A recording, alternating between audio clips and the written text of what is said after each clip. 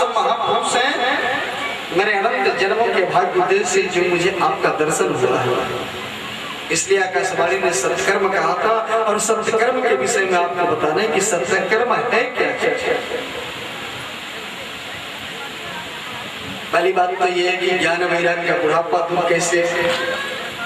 दूसरी बात है कि भक्ति देवी के मन में जो कष्ट है उस कर्म के बारे में कहा था। आकाशवाणी का सत्कर्म क्या है, इसलिए मैं आप लोग के शरण सत्कर्म सूचको ज्ञान यज्ञ स्मृतो बोधे श्रीमद् भागवतालाप सतो गीत सुखा। देखो नारद, ज्ञान और वैराग्य के बुढ़ापे को दूर करने का, भक्ति देवी के कष्ट की निवृत्ति करने का सर्वोत्तम साधन है। वो सर्वोत्तम साधन केवल एक है, श्रीमद् भागवत सप्ताह ज्ञान। नारायण जी ने कहा कि लेकिन मैंने तो वेद का पाठ किया, वेदांत का पाठ किया, मैंने गीता का पाठ किया। वेद वेदांत की गीता के पाठ करने से यदि उनके ऊपर कोई असर नहीं होता, केवल भागवत श्रवण कराने से क्या होगा? बोलिए। सनत कुमार ने कहा कि महाराज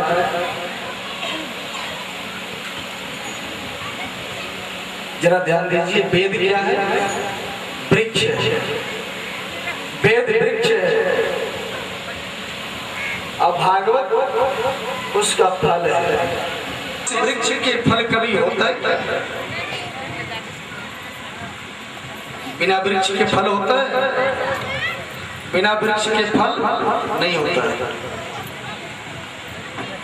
और जो फल में रस होता है वो क्या पेड़ में होता है, वृक्ष में होता है?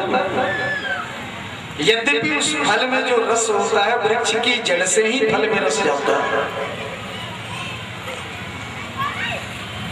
जो रस फल में होता है वो वृक्ष में नहीं होता,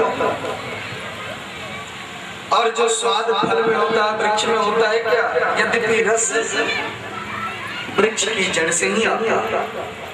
इसलिए श्री वेद और वेदांत का जो रसमय सार है वो श्रीमद् भागवत महाभारत है। वही श्रीमद् भागवत। नारद जी ने पूछा हम कथा कहाँ करें?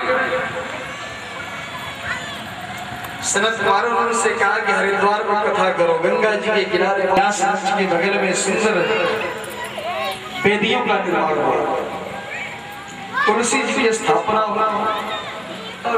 मान लीजिए यदि हम सदगृहस्थ हैं तो हम अपनी धर्म पत्नी के साथ में बैठ करके यज्ञ श्रवण कर सकते हैं, कथा श्रवण कर सकते हैं। बगैर धर्म पत्नी को साथ में हम यज्ञ श्रवण कर। अर्धांगिनी को जरूर साथ में लेना है, क्योंकि वो अर्धांगिनी है। पूजा में पत्नी को दाहिनी तरफ बैठाना चाहिए, लेकिन जब महात्मा जी यज्ञ करा में विरक्त हैं तो पत्नी कहां से ना। इसलिए नारद जी अकेले हैं और अपने बगल में उन्होंने 3 आसन बिछा दिए। 3 आसन बिछा दिए उन्होंने और कहा कि हे भक्ति माता, मैं आप ही के निमित्त यह कथा श्रवण कर रहा हूं और आप अपने पुत्रों के सहित आकर के विराजमान हो जाए। भक्ति माता अपने पुत्रों के साथ में आकर के 3 आसन पर विराजमान हो गए। सनक सनंदन सनातन सनत कुमार 4 ऋषि व्यास मंच पर विराजमान हो गए और बड़े सुंदर व्याख्यान देने लगे। अब तो जैसे ही संतों को पता चला, सदगृहस्थों को पता चला, अब तो महाराज कुंभ जैसा वातावरण बन गया। अब की बार कुंभ लगा था, आप लोग गए थे नहीं कुंभ स्नान करने के लिए? कितना सुंदर वातावरण था वहां पर, कितने संत जन लोग आए थे वहां पर। बड़े बड़े विदेशी पर्यटक आए थे कुंभ स्नान करने के लिए। अब उज्जैन में कुंभ लगने वाला है। अब धीरे धीरे हजारों संतों की भीड़ लगने लगी। सनत कुमार कथा करे, नारद जी कथा करा रहे हैं। बड़े आनंद की बात है, संत महात्मा ज्ञानी मुनिंद्रों का आगमन हुआ। सनत कुमार जी बड़े बड़े सुंदर सुंदर व्याख्यान देने लगे। शास्त्रों के बारे में शास्त्र कहता है कि शास्त्रों के बारे में कभी शंका नहीं करनी चाहिए। अगर मन में कोई शंका है उसको नोट करके रखो। जब कथा विश्राम ले, समय जैसा उचित लगे उस शंका को अपने समाधान करने के लिए प्रश्न उठाओ। शंका का समाधान करो। सनत कुमार जी कथा सुना रहे थे, भक्ति देवी अपने पुत्रों के साथ कथा श्रवण कर रही है, लेकिन वह किसी को दिखाई नहीं दे रही। सनत कुमारों ने नारद जी ने पूछा कि ये तो बात ठीक है, कोई ज्ञानी व्यक्ति, कोई संत महात्मा भागवत श्रवण कथा को श्रवण करने से अगर श्रवण करता है तो उसको मोक्ष प्राप्त होता है, मुक्ति का द्वार उसको खुल जाता है। परंतु क्या किसी पापी व्यक्ति को भागवत सुनने से क्या उसको कभी मुक्ति मिल सकती है? सनत कुमारों ने बहुत ही सुंदर व्याख्यान दिया। ये मानवापा प्रकृतस्तु सर्वदा सदा दुराचाररताभिमानी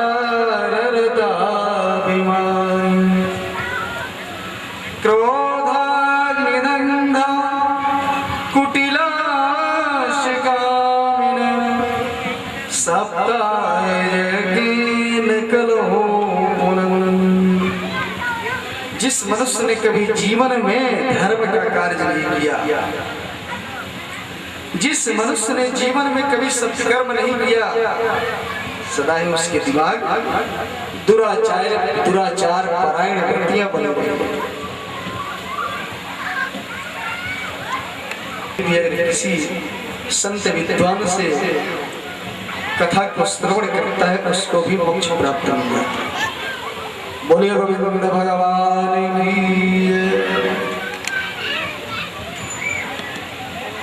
संकर का मतलब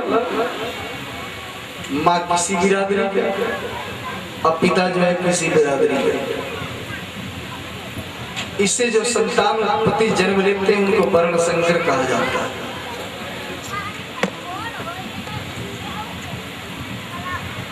ऐसी परिस्थिति में जो व्यक्ति उत्पन्न है 5 प्रकार के उग्र पापों में जिसकी प्रवृत्ति है, उनका मन पवित्र हो जाता है। मैं तो यहाँ तक कहता हूँ कि जिसने जीवन पर्यंत पाप कर्म किया और तो उसके निमित्त भी अगर भागवत कथा को आप श्रवण करें तो निश्चित ही उसको भी मोक्ष प्राप्त हो जाता है, वो मुक्त हो जाता है। नारद जी बोले बात मेरी समझ में नहीं आई। जीवन पर्यंत पाप कर्म करने वाला व्यक्ति तो भागवत कथा को श्रवण करके कैसे मोक्ष को प्राप्त करेगा? प्रेत बनने के पश्चात वो कैसे मोक्ष प्राप्त कर लेगा? नारद जी सनत कुमार की बड़ी सुंदर कथा सुनाई। इस कथा का वर्णन करते हैं कैसे कैसे प्रेतात्मा व्यक्ति भी भागवत कथा को सुन करके मोक्ष को प्राप्त हो। बोलना चाहिए कि नहीं बोलना चाहिए? मोक्षम पवित्रम यदि राम हस्तौ पवित्रम यदि करदान चरणौ पवित्रम यदि तीर्थयात्रम हृदय पवित्रम यदि ब्रह्मज्ञान। हृदय की पवित्रता कब होती है? जब उस परब्रह्म परमात्मा को अपने हृदय रूपी मंदिर में विराजमान कर हृदय की पवित्रता हो।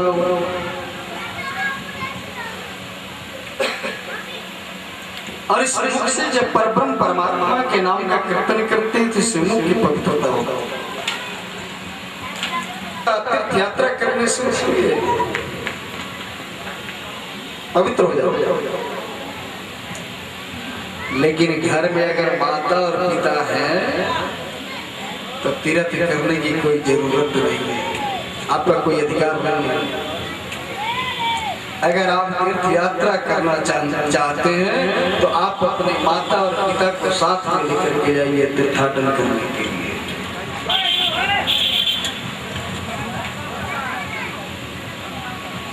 अगर आप जाते हैं बगैर माता पिता के तो आपको तीर्थ यात्रा का फल नहीं मिलेगा, क्योंकि घर में माता पिता भी श्रेष्ठ है। माता पिता ही सबसे चारों धाम, ब्रह्मा विष्णु महेश जो भी समझिए सब वही है। अगर उनकी सेवा में कष्ट हुआ तीर्थ यात्रा करने का फल मुझे कभी प्राप्त नहीं हो सकता। अगर उनका जीवन सुखी है तो समझ लीजिए कि हम भी सुखी हैं।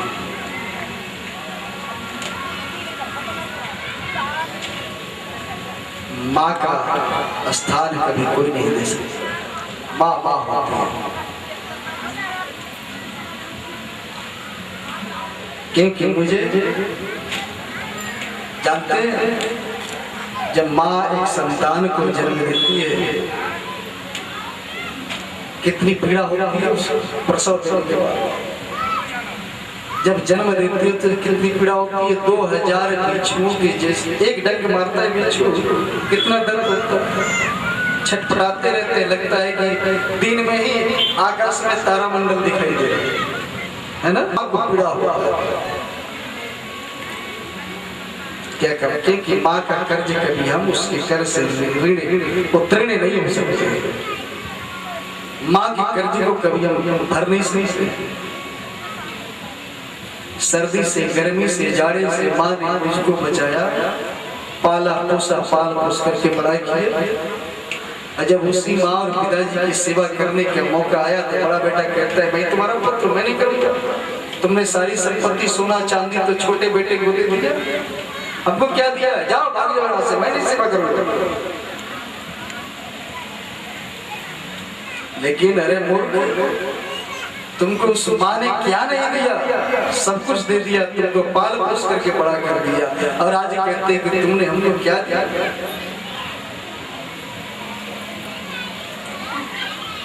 कहने का तात्पर्य है सज्जनों, तीर्थ यात्रा करने के लिए जाओ, माता पिता को साथ में लेकर के जाओ।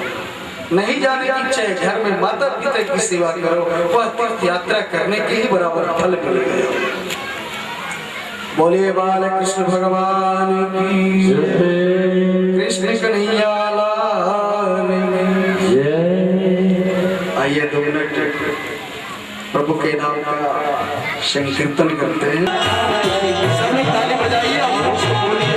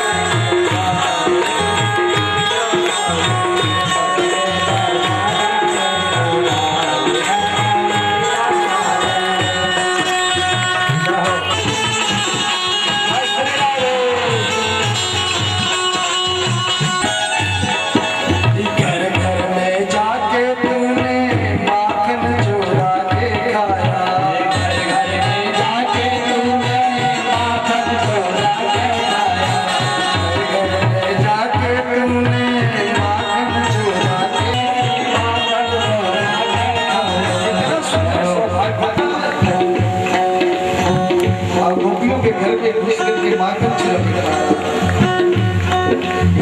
घर में जाके तूने माखन चुरा के खाया,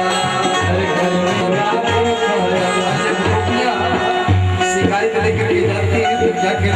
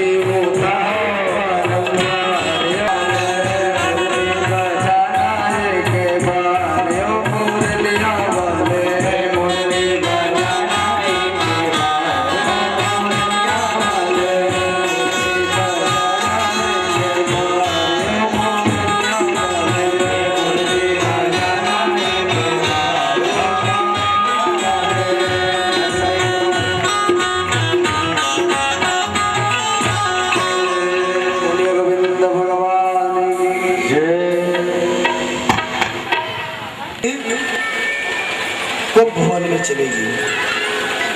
पहले के राजा लोग क्या करते थे, जब महल बनवाते थे उसमें कोप भवन जरूर बनवाते थे, क्योंकि जब रानी जब रूठ करके चली जाया करती थी ना, तो राजा लोग जाकर के उनको मनाते थे, समझ जाते थे कि मेरी धर्म पत्नी मेरी अर्धांगिनी जो है रूठ गई है, और राजा बड़े बड़े मनोहार लेकर के मनाने के लिए जाते थे। बोलिए भक्तवत्सल भगवान। ठीक वही स्थिति माता पार्वती ने किया, मलिन वस्त्र धारण कर लिया। इधर भोले बाबा आकर के देखते हैं, शिव जी ने कहा क्या बात है देवी, अरे आपने सुंदर वस्त्र आभूषणों को उतार करके मलिन वस्त्र धारण कर लिया, अच्छा नहीं लगा, ऐसा आपने क्यों किया? पार्वती जी ने कहा कि रहने दीजिए, ऊपर से भी काले हो अंदर से भी काले, कपट भरा हो। अरे मैंने तो आपसे कोई कपट ही नहीं किया, और आप मुझे कपटी कह रही है, मुझे काला कह रही है। पार्वती जी ने कहा कि जो तुमने 24 घंटे अपने गले में मुंडों की माला लगा करके फिरते हो, माला पिरो करके फिरते हो, क्या तुमने कभी मुझसे बताई? भोले बाबा के नेत्रों से अश्रुओं की धारा बही। भोले बाबा ने कहा कि देवी, इस बात को बताने की मौका आपने कभी मुझसे दिया ही नहीं। अगर बताने के लिए मौका अगर आप देती तो मैं जरूर आपको बताता, लेकिन आपसे मैं कितना प्रेम करता हूँ इसका यदि वास्तव में अगर कोई प्रमाण है, ये जो मेरे गले में जो मुंड लगे हुए हैं और किसी के मुंड नहीं है देवी, यह आपका ही मुंड है।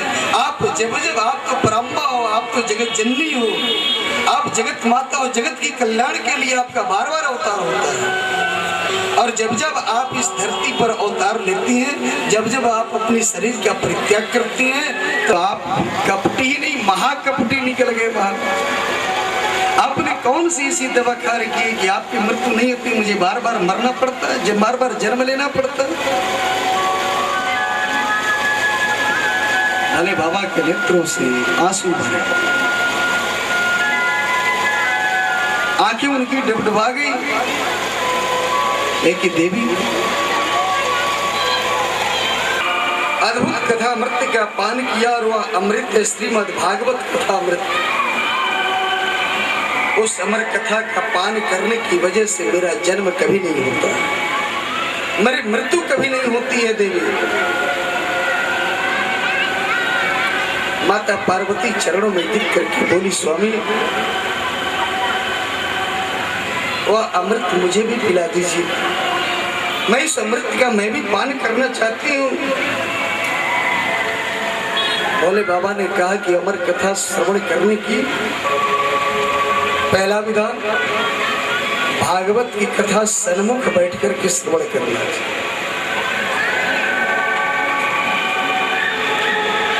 व्यास मंच के कभी पीछे बैठ करके नहीं श्रवण करना चाहिए, बहुत बड़ा अपराध होता है। सन्मुख हो ही जीव मोहि जबहि, अजन्म कोटि अघनाश भागवत की कथा में बीच में उठना नहीं चाहिए। अरे यही तो होगा कि घर में श्रीमान जी थोड़ी डांट लगा दे, अगर श्रवण करने के लिए डांट ही सहना पड़े तो कोई बात नहीं। अरे जो भोजन करते हैं 8 बजे 10 बजे करेंगे, इसमें क्या परेशानी है, लेकिन सत्संग नहीं छूटना चाहिए। एक बार मैं गया था कथा करने के लिए उन्नाव डिस्ट्रिक्ट में गए थे। ये आप लोग समझ लीजिए गांव से करीब 3 किलोमीटर दूर जंगल में कथा हो रही थी। वहीं पे दुर्गा जी के मंदिर था, प्राण प्रतिष्ठा करा रही थी। तो गांव की माताएं क्या करती थी कि 5 बजे ही भोजन बना करके अपने टिफिन में ले लिया और 7 बजे से कथा हो रही थी, रात्रि के 11-12 बजे तक, और वहीं पे भोजन किया करती थी, वहीं पे कथा सुनती थी, वहीं पे पंडाल में विश्राम, और नहीं तो फिर रात को चली आती थी। यानी वहां की भाव मैंने देखा कि चाहे जंगल हो चाहे पहाड़ हो, और जो घर के श्रीमान जी लोग हैं अपना भोजन बना के 2-4 रोटी कच्ची पकी खाओगे फिट हो जाते। बोलिए गोविंद भगवान। सत्संग श्रवण करने में 2-4 बातें भी सुननी पड़ी तो उसका कोई असर नहीं करना चाहिए। आइए 2 मिनट प्रभु के नाम का संकीर्तन करते हैं, उसके पश्चात प्रसंग की तरफ बट असबट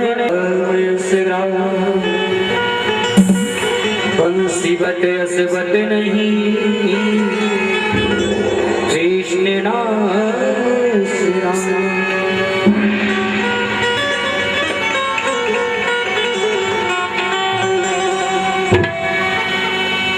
हरि भक्तों के घर भी सांवरे के घर भी सांवरे आते रहा करो, भक्तों के घर भी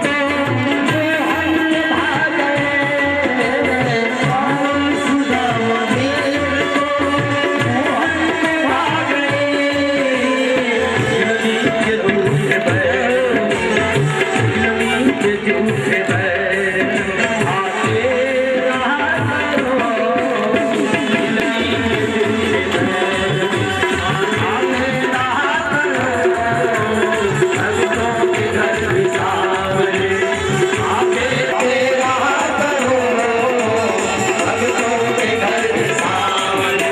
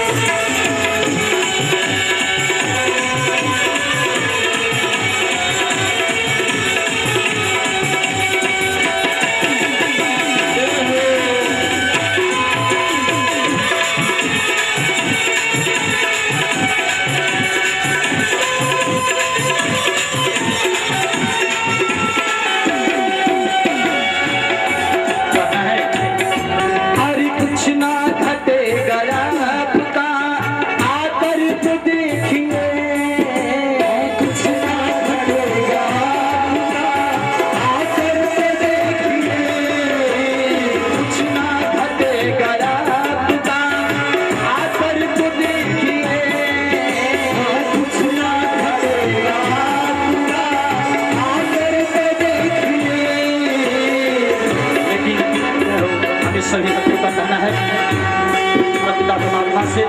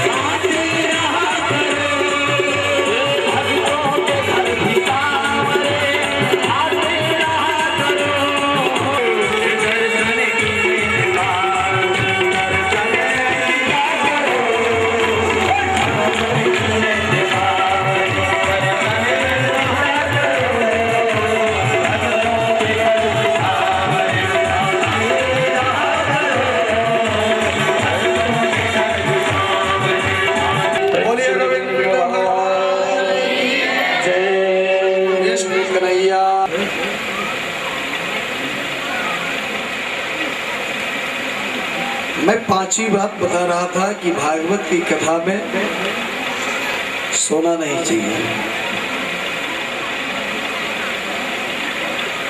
एकाग्र मन को एकाग्र करके तन्मय होकर के श्रवण करना चाहिए। भोले बाबा ने कहा, देवी मैं जब कथा को श्रवण कराता हूँ ना, मैं नेत्र बंद कर लेता हूँ, ये पता नहीं चलता है कौन सुन रहा है कौन नहीं सुन रहा है।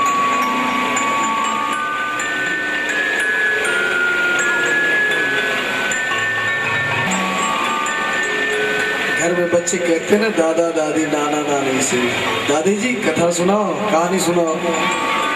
दादी जी कहती है गाड़ी भरोगे ना, लेकिन हाँ बिल्कुल।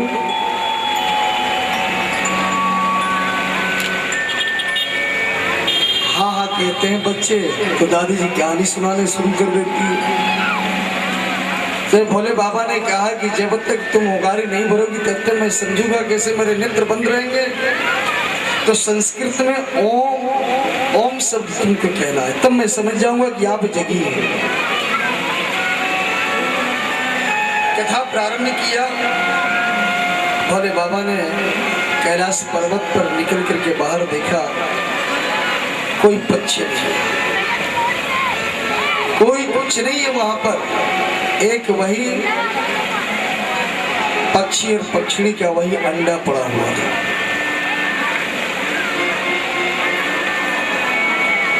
वही तोते का अंडा था। भगवान भोलेनाथ कथा को प्रारंभ किया। माता पार्वती ओम ओम ओम कह करके पुकारी भरने लगी।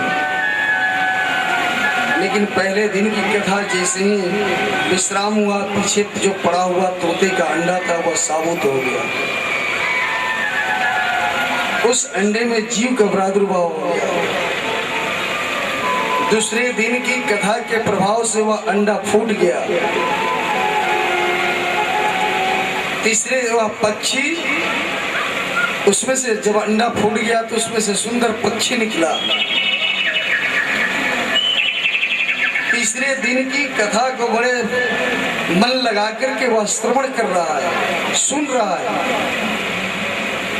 बड़ी गदगद हो रहा है। अमृत वचन है ना कथा का। रसगुल्ला रोज खाने को मिल जाए, गुड़ क्यों खाएगा? कोई मन में सोचता होगा कि गुड़ खाने से काले हो जाए, और रसगुल्ले खाएंगे तो हिस्ट पुष्ट हो जाए।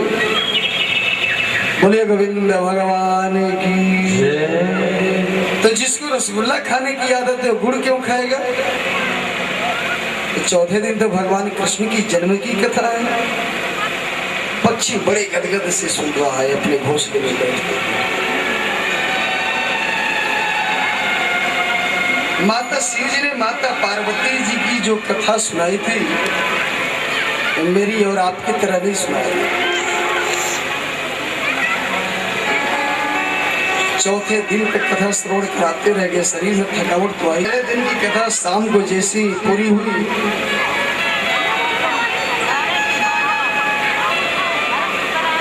शुरू हो गए। 7 दिन तक अविश्राम गति से कथा चल रहा है। ऐसी कथा चल रही है। माता पार्वती को भगवान श्री कृष्ण की कथा भोले बाबा श्रवण करा रहे हैं। पक्षी बड़े प्रेम से सुन रहा है, और सुनते सुनते माता पार्वती को निद्रा ने ग्रसित कर लिया, सो गई। अब पक्षी मन में विचार करता है कि अगर माता पार्वती जी अगर सो गई तो भोले बाबा कथा को विश्राम दे देंगे, मैं आगे की कथा को नहीं सुन पाऊंगा। वह सुख पक्षी ने माता पार्वती के स्वर में हुंकारी भरने लगा।